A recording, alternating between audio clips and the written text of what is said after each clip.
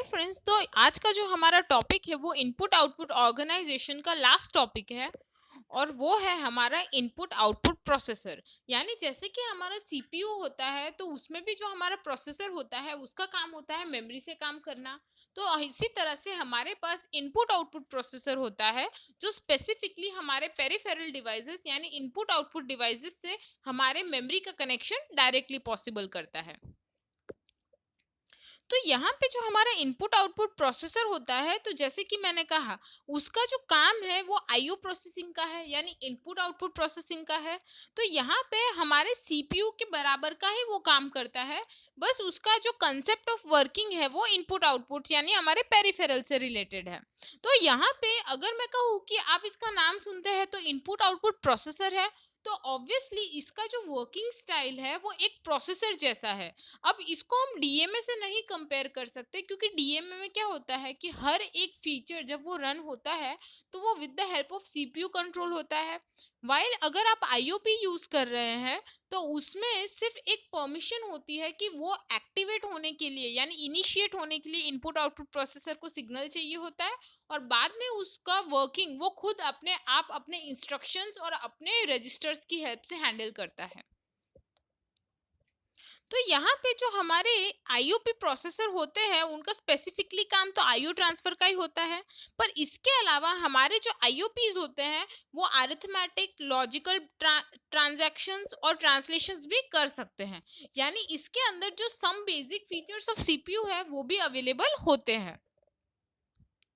अब यहाँ पे आप देख सकते हैं मैंने एक बेसिक कंस्ट्रक्शन लिया है जिसके अंदर हमारे पास सीपीयू और आईओपी दोनों हैं। अगर आप देखेंगे तो यहाँ पे हमारे मेमोरी के साथ दोनों ही प्रोसेसर एक कॉमन मेमोरी बस के थ्रू कनेक्टेड है और हमारा जो आईओपी है वो हमारे पीडी यानी पेरिफेरल डिवाइसेस से इनपुट और आउटपुट बस के थ्रू कनेक्टेड है। यानी हम एक ही मेमोरी में सीपीयू जो प्रोग्राम करता है वो भी स्टोर करेंगे और इनपुट आउटपुट डिवाइसेस का जो डेटा आएगा वो भी स्टोर करेंगे। तो यहाँ पे एक चीज ध्यान रखने की है कि यहाँ पे हमारी मेमोरी शेयर होती है हमारे सीपीयू यानी हमारे प्रोसेसर की डेटा के बीच में और आईओपी के डेटा के बीच में।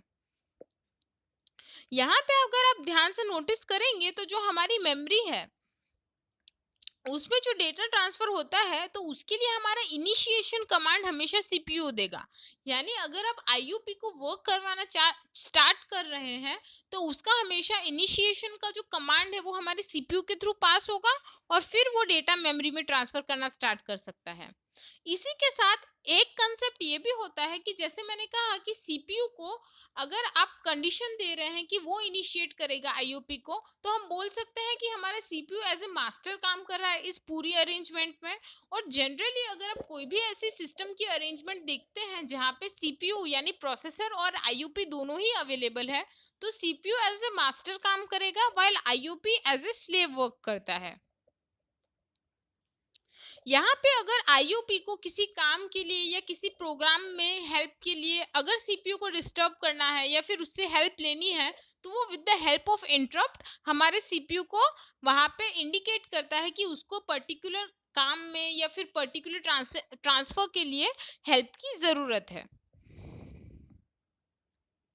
अब यहाँ पे जो हमारा टॉपिक है वो काफी इंपॉर्टेंट टॉपिक है, वो है हमारे सीपीयू और आईओपी का कनेक्शन। तो जैसे कि मैंने कहा अगर आप सीपीयू को एज ए मास्टर अज्यूम कर रहे हैं और आईओपी यानी हमारा इनपुट आउटपुट प्रोसेसर स्लेव है तो अगर मुझे इनिशिएट करना है कोई इनपुट आउटपुट डिवाइस का ट्रांसफर तो उसके लिए सीपीयू से परमिशन लेनी पड़ेगी। तो यहाँ पे एक साइकिल दी है कि अगर कोई इंस्ट्रक्शन या फिर पेरिफेरल से जब कोई कमांड आ रहा है उसको कंट्रोल करने के लिए अगर मुझे सीपीयू को इनिशिएट करना है तो वहां पे स्टेप बाय स्टेप क्या प्रोसीजर होगी। तो सबसे पहले अगर आप देखेंगे तो हमारे पास सीपीयू का जो फर्स्ट ब्लॉक है उसमें लिखा है send instruction to test IOP path. यानी सबसे पहले हमारा जो सीपीयू है वो हमारे इनपुट आउटपुट का जो पाथ है यानी उसका जो वर्किंग का वायरिंग है या फिर जो उसके सिग्नल है उनको चेक करेगा कि वो प्रॉपर कंडीशन में है या नहीं या फिर उनको इंटरप्ट के थ्रू हेल्प चाहिए या नहीं।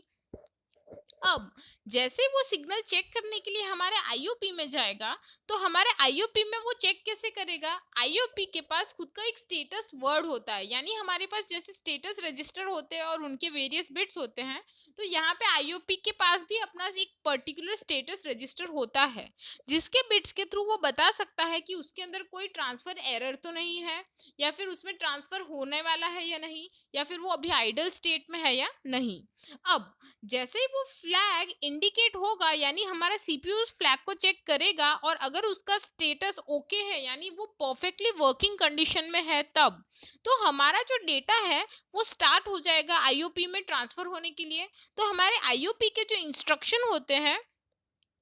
उसमें एक इंस्ट्रक्शन स्टार्ट का भी होता है, तो हमारे आईओपी को स्टार्ट का इंस्ट्रक्शन मिल जाएगा और वो अपने मेमोरी के थ्रू अब डेटा ट्रांसफर स्टार्ट करेगा। तो जैसे कि हमने लास्ट डायग्राम में देखा था, तो मेमोरी तो कॉमन शेयर हो रही है सीपीयू के बीच में और आईओपी के बीच में। तो यहाँ पे एक स्पेशली डिजाइन इस तरह से किया जाता है कि जिस पर्टिकुलर एरिया में आईओपी डेटा ट्रांसफर कर रहा है, वहां पे सीपीयू का डेटा मिक्स ना हो, क्योंकि अगर दोनों डेटा मिक्स हो गए तो हमें जब डेटा एक्सेस करना होगा तब काफी दिक्कत हो सकती है और हमारे प्रोग्राम भी बिगड़ सकते हैं। तो यहाँ पे जैसे ही हमारी परमिशन मिलती है सीपीयू से, हमारा जो आईओपी है अब वो मेमोरी को डायरेक्ट एक्सेस करेगा और पेरिफेरल डिवाइसेस के जो भी डेटा है वो आईओपी की हेल्प से मेमोरी में ट्रांसफर होने स्टार्ट हो जाएंगे। अब ये जो काम हो रहा है उस पर्टिकुलर टाइम पे सीपीयू को बीच में आने की बिल्कुल जरूरत नहीं पड़ती, तो वो अपना काम या फिर जो भी अपना प्रोग्राम है वो खुद से रन करेगा, और उस पर्टिकुलर टाइम में आईओपी खुद के स्पेशल कमांड्स, जिसको हम इनपुट और आउटपुट कमांड्स बोलते हैं,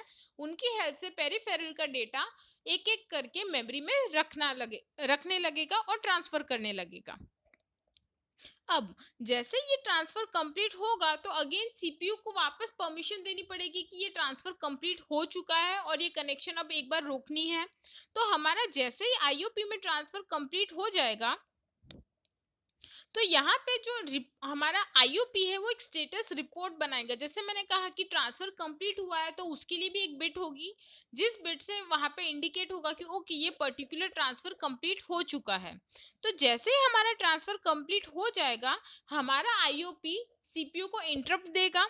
तो उसके हिसाब से जब इंटरप्ट आएगा हमारे सीपीयू में, तो हमारा सीपीयू उस पर्टिकुलर रजिस्टर में चेक करेगा कि ओके यहाँ पे मेरा ट्रांसफर पॉसिबली करेक्ट हुआ है या नहीं। यहाँ पे ये चेक करने का रीजन दो होता है कि स्टेटस वर्ड में दो चीजें होगी, या तो हमारा जो ट्रांसफर था वो कंप्लीटली सक्सेसफुली कंप्लीट हुआ होगा, यानी जो भी हमारा डेटा था वो एकदम प्रॉपरली मेमोरी में सेव हुआ होगा, या तो फिर उस पर्टिकुलर ऑपरेशन में कोई एरर आई हो, ये भी पॉसिबिलिटी हो सकती है। तो यहाँ पे अगर ऐसा कुछ होगा कि सपोज एरर आई है, तो वहां पे क्या होगा कि हमारा जो पूरा प्रोसेस है वो इनिशियली जो प्रोसेस है वहां से स्टेप से स्टार्ट होगा, यानी फिर से हमारे सीपीयू को इनिशिएट करना पड़ेगा पूरा प्रोसेस। वही अगर दूसरी जगह हमारा जो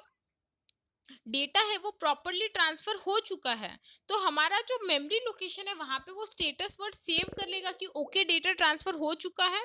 अगर वहां पे डेटा ट्रांसफर हो चुका है तो अब आपका जो भी दूसरा काम है आईओपी का वो कंप्लीट कर सकते हैं और नेक्स्ट ट्रांसफर को इनिशिएट कर सकते हैं। तो ये जो पूरी प्रोसेस है, इस बेसिक प्रोसेस के थ्रू हर बार हमारा सीपीयू और आईओपी एक दूसरे के साथ कनेक्शन में आते हैं और अब डेटा ट्रांसफर को ध्यान में रख के मर्ज करते हैं। यहाँ पे एक चीज ध्यान रखनी पड़ती है कि सिंस यहाँ पे दोनों ही हमारी मेमोरी को एक्सेस कर रहे हैं शायद एक टाइम पे, क्योंकि सीपीयू भी उस टाइम पे पर्टिकुलर प्रोग्राम रन कर रहा है, तो वहां पे एक्सेस टाइम का बहुत इंपॉर्टेंस है, जिसकी हेल्प से हमारा सीपीयू और आईओपी उस मेमोरी को डिवाइड करते हैं।